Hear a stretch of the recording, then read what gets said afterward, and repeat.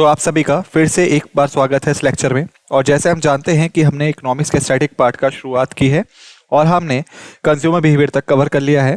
तो इस लेक्चर में हम और भी टॉपिक्स को कवर करने जा रहे हैं। ठीक है, चलिए शुरुआत करते हैं। तो आज हम इस लेक्चर में बात करेंगे लॉ ऑफ डिमांड की। ठीक है, तो जो हमने अब तक कवर किया है वो हमने डिमांड की अंडरस्टैंडिंग कवर किया है। ठीक है, तो बेसिकली हम कह सकते हैं कि डिमांड जो होती है विलिंगनेस होती है किसी भी इंसान की या किसी भी घर की या हाउस होल्ड की टू बाय सर्टेन क्वांटिटी किसी भी सर्टेन या निश्चित प्राइस पे।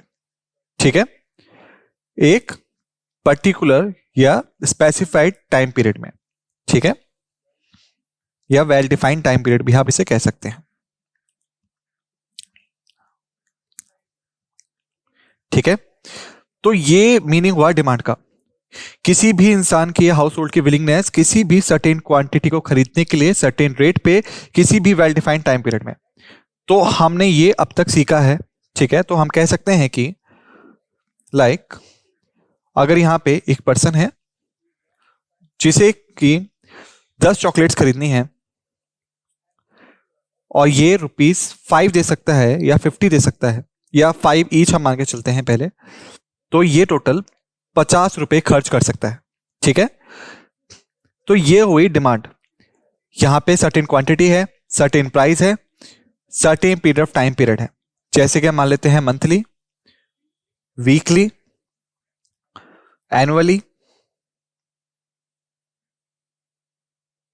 ठीक है, तो अगर ये सर्टेन टाइम पीरियड में सर्टेन क्वांटिटी सर्टेन प्राइस पे खरीद सकता है तो ये होती है डिमांड। ठीक है, तो जो दूसरा क्वेश्चन है जो हमारे दिमाग में आता है, तो लॉ ऑफ डिमांड क्या हुआ? तो यहां पे कोई भी ऐसा लॉ है जो डिमांड को गवर्न करता है? जी हाँ, और ये सिंपल फॉर्मेट में ऐसा होता है कि जैसे प्राइस बढ़ेगा डिमांड कम हो जाएगी। तो ये बेसिक चीज है।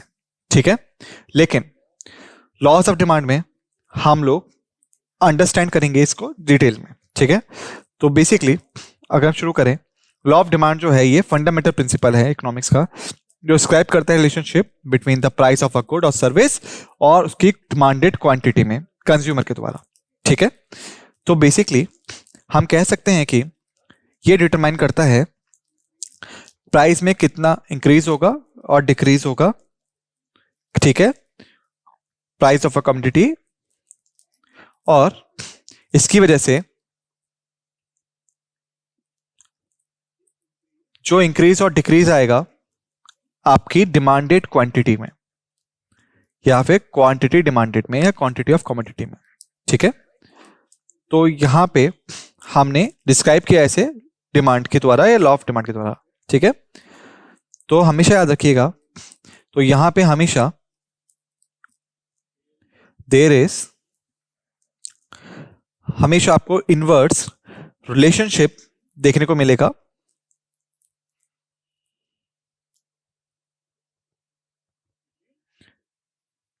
डिमांडेड या डिमांड क्वांटिटी में या डिमांडेड क्वांटिटी में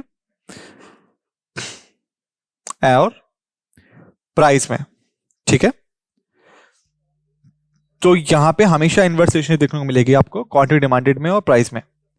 अगर जैसे प्राइस बढ़ेगा डिमांड भी बढ़ेगी, प्राइसेस नीचे आएंगे तो डिमांड भी ऊपर जाएगी। ठीक है, तो हम कह सकते हैं कि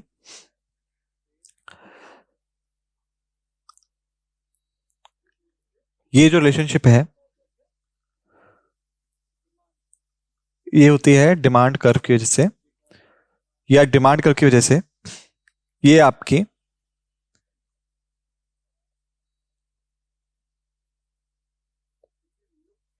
या हम इसको ध्यान से देखेंगे तो ये कुछ इस प्रकार से होगा, आपका डाउनवर्ड होगा।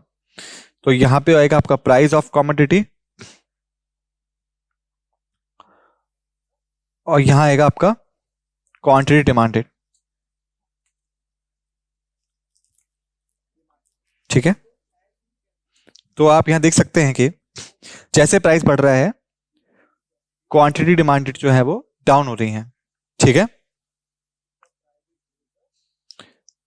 जैसे ही प्राइस बढ़ेगा डिमांडेड क्वांटिटी कम हो जाएगी, ठीक है। तो यहां पे हमेशा आपको देखने को मिलेगी इनवर्स रिलेशनशिप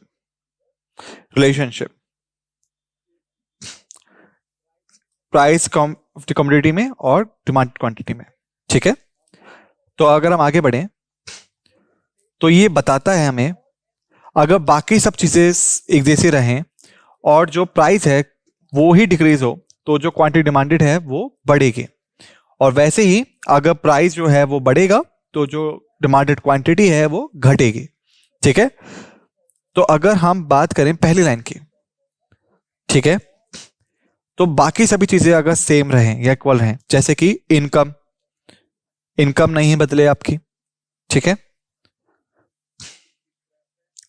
प्रेफरेंस नहीं बदले आपका, और ठीक वैसे ही बाकी फैक्टर्स भी ना बदलें, ठीक है, जो कि आपके यूजफुल होते हैं इसमें। तो यहां पे सिर्फ और सिर्फ प्राइस ही बदल रहा है कमोडिटी का, ठीक है। तो आप कह सकते हैं कि जो लॉ ऑफ डिमांड है वो डील करता है चेंज ऑफ प्राइस और इसकी वजह से जो क्वांटिटी में चेंज आ रहा है उससे, ठीक है। तो पहला फैक्टर है लॉ ऑफ डिमांड का प्राइस ऑफ द प्रोडक्ट, ठीक है।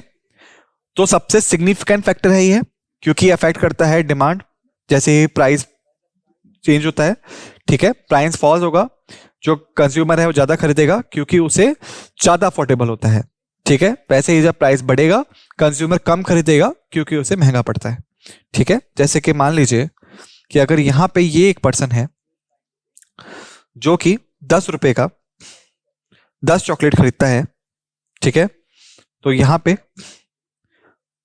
और अब जो प्राइस है वो राइज हो गया है 5 रुपए से, तो अब नया प्राइस हो गया 15 रुपए, ठीक है।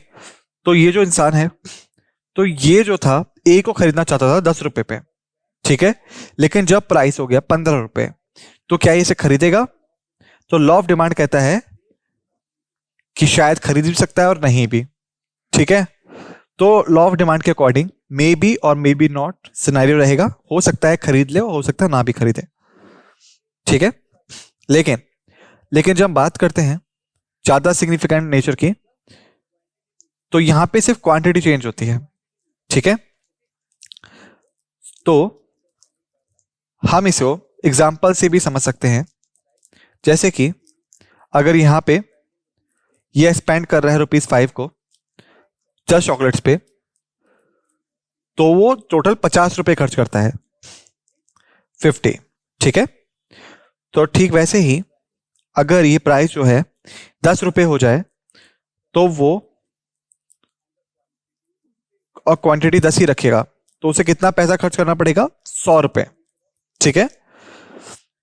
तो ये इतना अफोर्ड नहीं कर सकता, ठीक है, क्योंकि इसे सिर्फ 50 रुपए की ही कैपेसिटी मिली हुई है। तो यहां पे क्या होगा?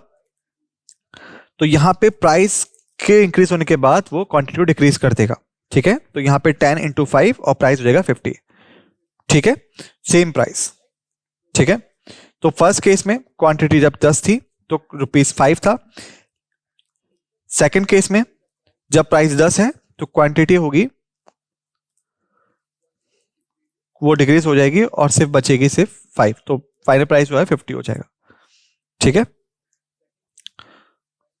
सेकंड केस में जब 10 रुपए प्राइस था तो वो 5 क्वांटिटीज खरीद रहा है तो ₹50 टोटल एक्सपेंडिचर है। सेकंड केस में जब 15 रुपए प्राइस है या फिर 5 रुपए प्राइस है तो वो 10 यूनिट्स खरीदेगा ताकि जो एक्सपेंडिचर हो सेम रहे लेकिन क्वांटिटी ज्यादा हो जाए, ठीक है। तो कम दाम में ज्यादा चीजें खरीद ली, लेकिन पहले केस में कम ज्यादा पैसे देके भी उसे कम ही चीज मिल रही थी, ठीक है। तो अब आगे बढ़ते हैं। सेकंड है हमारे पास कंज्यूमर इनकम। जो कंज्यूमर इनकम में जो भी चेंज आता है उसकी वजह से उसकी डिमांड भी अफेक्ट होती है।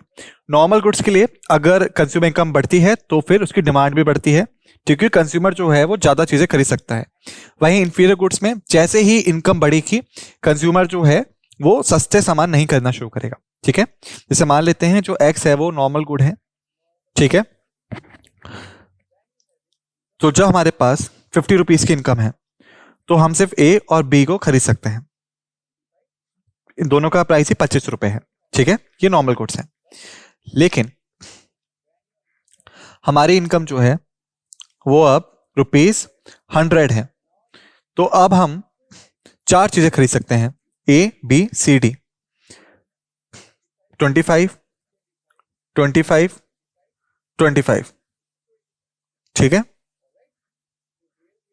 तो यहां पे हमने देखा नॉर्मल गुड्स में जब इनकम 50 थी और राइज हुई तो जो डिमांड थी वो बढ़ गई। लेकिन इंफीरियर गुड्स में अगर हम मान के चलें या फिर हम माने कि जो सस्ते या फिर थोड़ी सी दूसरी क्वालिटी के गुड्स होते हैं, बिलो द स्टैंडर्ड्स होते हैं, ठीक है, ये बिलो टू नॉर्मल गुड्स होते हैं, ठीक है। तो वो जो गुड्स होते हैं तो इन्हें हम कहते हैं इंफीरियर गुड्स, ठीक है। तो जब पर्सन की इनकम जो है 50 रुपीज है तो वो ए खरीद रहा था 25 रुपीज में, ठीक है। लेकिन जैसे ही उसकी इनकम बढ़ी तो उसने क्या करा, ए को खरीदा, बी को खरीदा, सी को खरीदा, डी को खरीदा, ठीक है, और सबको खरीदा 25 रुपए में। तो यहां पे क्या हो रहा है, तो यहां पे है नॉर्मल गुड्स और सुपीरियर गुड्स, ठीक है। तो अब ये यहां पे ज्यादा चीजें खरीद सकता है, ठीक है। तो आप कह सकते हैं नॉर्मल गुड्स के केस में जो इनकम में राइज आएगा तो डिमांड में भी इंक्रीज आएगा, और इनकम में डिक्लाइन आएगा तो डिमांड में भी डिक्लाइन आएगा। इंफीरियर गुड्स में राइज होगा इनकम में तो डिमांड कम हो जाएगी, और इनकम में डिक्लाइन आएगा तो डिमांड बढ़ जाएगी। तो इन चार्ट्स को बना लीजिए, ठीक है। आपके पास 10 सेकेंड है, आपका टाइम स्टार्ट होता है अब। 1 2 3 4 5 6 7 8 9 10, ठीक है। अब आगे आते हैं। अब हमारे पास है रिलेटेड गुड्स का प्राइस, ठीक है। तो इसका याद रखिएगा, मैंने आपको रिलेटेड गुड्स के बारे में बताया था पुराने लेक्चर्स में भी। वो गुड्स जो कि आपस में समवॉट रिलेटेड होते हैं या जुड़े हुए होते हैं, ठीक है, एक दूसरे से।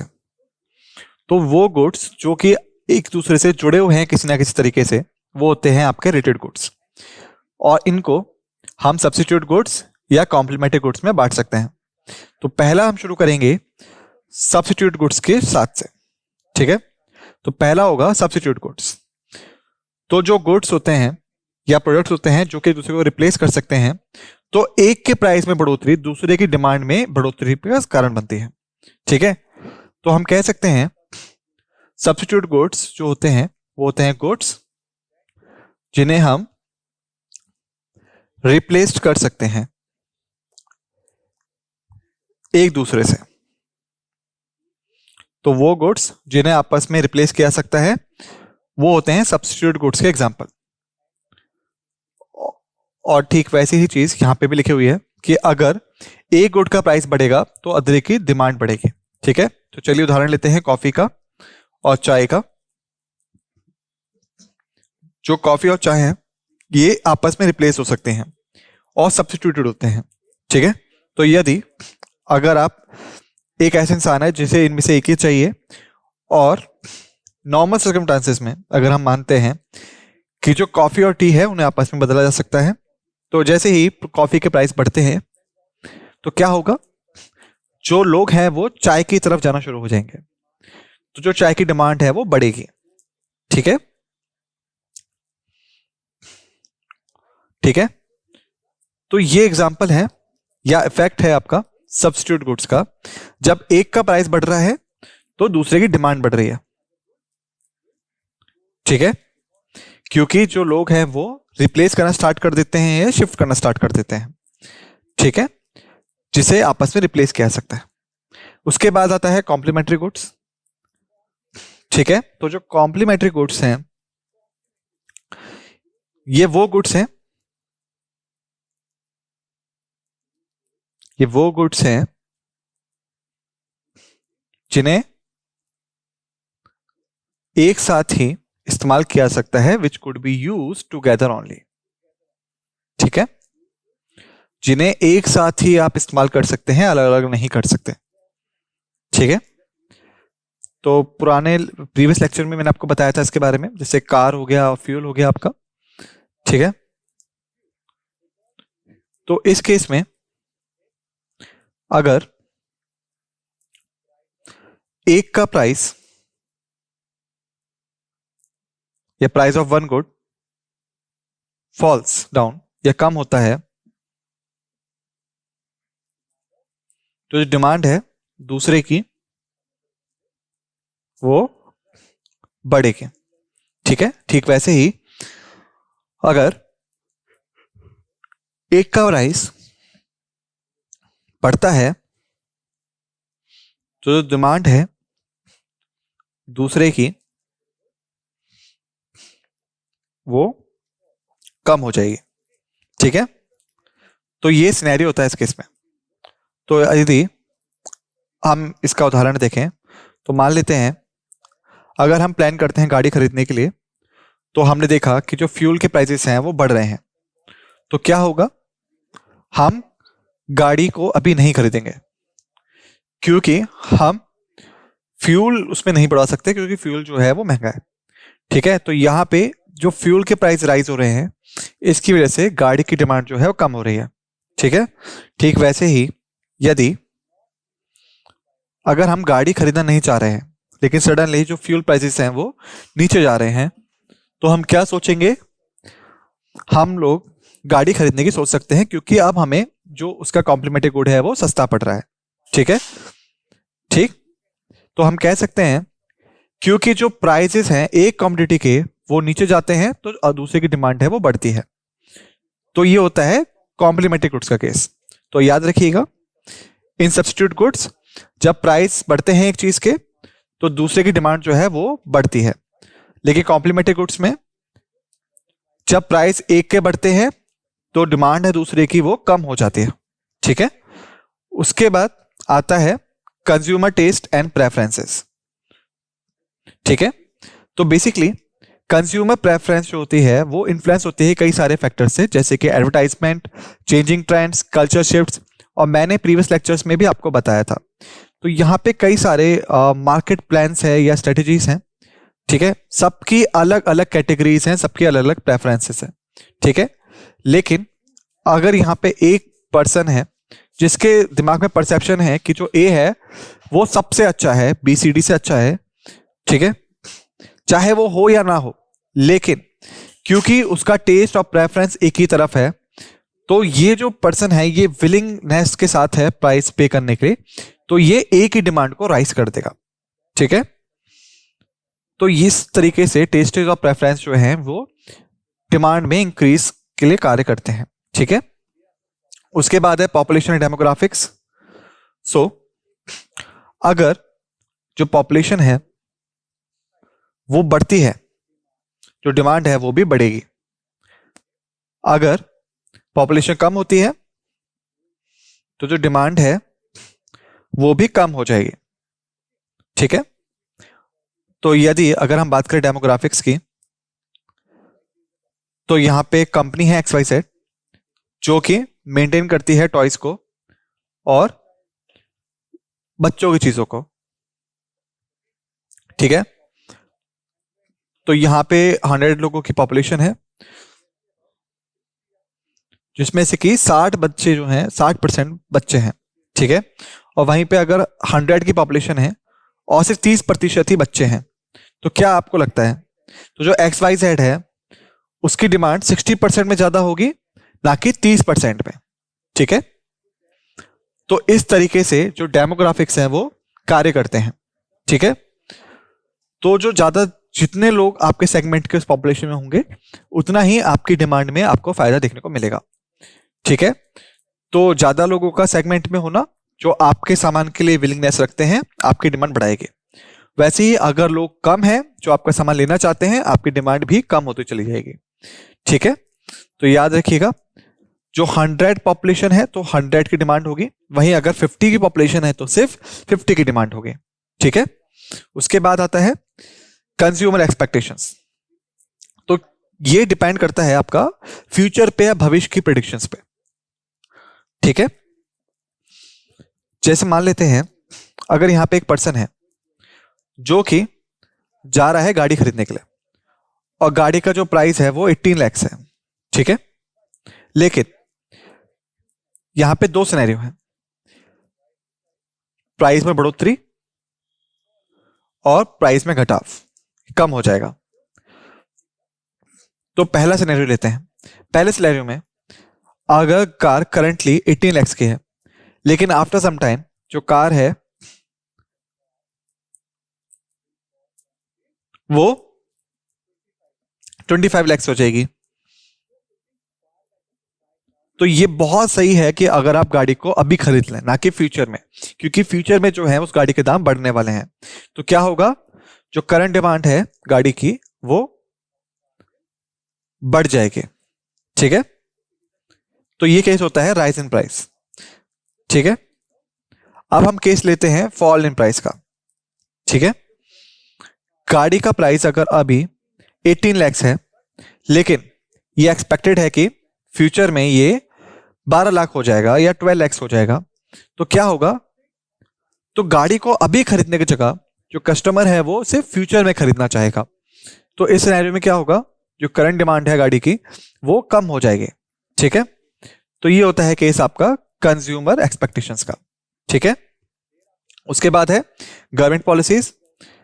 गवर्नमेंट पॉलिसीज होती है जैसे टैक्सेस हो गया, सब्सिडीज हो गया, रेगुलेशंस हो गया, ये डिमांड को इन्फ्लुएंस कर सकते हैं क्योंकि ये डायरेक्टली अफेक्ट करते हैं प्रोडक्शन कॉस्ट को। ठीक है, इनकम ऑफ कंज्यूमर्स को। ठीक है, उसके साथ साथ फाइनल प्राइस को जो कि पेड होने वाला है। ठीक है, उदाहरण लेते हैं प्रोडक्शन कॉस्ट का।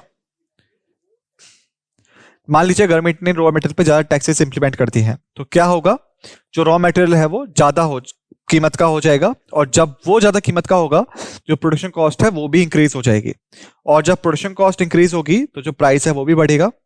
और जैसा कि हमने देखा कि जब प्राइस बढ़ेगा तो जो डिमांड है वो कम हो जाएगी। ठीक है, तो हम सेकंड केस लेते हैं। अगर गवर्नमेंट ने रिमूव करा है कई सारे टैक्सेस को या सब्सिडीज ज्यादा प्रोवाइड की हैं प्रोड्यूसर्स को रॉ मटेरियल्स पे, तो जो प्राइस है वो कम हो जाएगा, और जब प्राइस कम होगा तो जो डिमांड है वो बढ़ जाएगी। ठीक है, सेकंड कंडीशन है वो है इनकम ऑफ कंज्यूमर। तो मान लीजिए हैं कि अगर गवर्नमेंट ने ज्यादा इनकम टैक्स लगा दिया है, ठीक है, ठीक, तो क्या होगा, अगर मान लेते हैं पर्सन जो है वो 10,000 कमा रहा है, ठीक है, लेकिन नए टैक्स की वजह से उसके पास सिर्फ 8,000 रुपए ही आ रहे हैं, तो क्या होगा, जो इनकम है वो डिक्रीज हो जाएगी, और जब इनकम डिक्रीज होती है जो डिमांड है वो भी डिक्रीज हो जाती है। ठीक है, क्योंकि वो अब अफोर्ड नहीं कर सकता ज्यादा चीजों को। लेकिन सेकंड केस में अगर वो सिर्फ 8,000 कमा रहा था, लेकिन रिलैक्सेशन मिलने के बाद अब वो 10,000 कमा रहा है, तो क्या होगा, तो वो डिमांड बढ़ा देगा क्योंकि उसकी इनकम बढ़ रही है। ठीक है, तो ये होती है इनकम ऑफ कंज्यूमर केस। और जो फाइनल प्राइस जो होने वाला है वो होता है बेसिकली आपका टैक्सेस, या आप कहें इनडायरेक्ट टैक्सेस, और इनके बारे में हम आगे वाले लेक्चर्स में सीखेंगे। तब तक आप बस याद रखिए, इनडायरेक्ट टैक्सेस जो होते हैं वो बेसिकली आपके एप्लीकेबल होते हैं फाइनल परचेस पे। जो भी कोई उस प्रोडक्ट को खरीदने जा रहा है फाइनली वो ही उस टैक्सेस को भरेगा।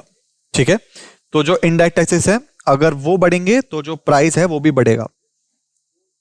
ठीक है, तो इस तरीके से जो डिमांड है वो भी कम हो जाएगी। तो जैसे ही इनडायरेक्ट टैक्सेस कम होंगे जो प्राइसेस है वो भी कम हो जाएगा और जो डिमांड है वो बढ़ेगी। ठीक है। सो स्टूडेंट्स, इस लेक्चर में हमने लॉ ऑफ डिमांड का डिस्कस किया। अगले लेक्चर में हम दूसरे चीजों को भी कवर करेंगे।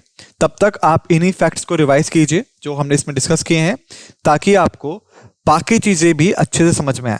ठीक है। इस नोट के साथ हम इस लेक्चर को अब एंड करते हैं। Thank you.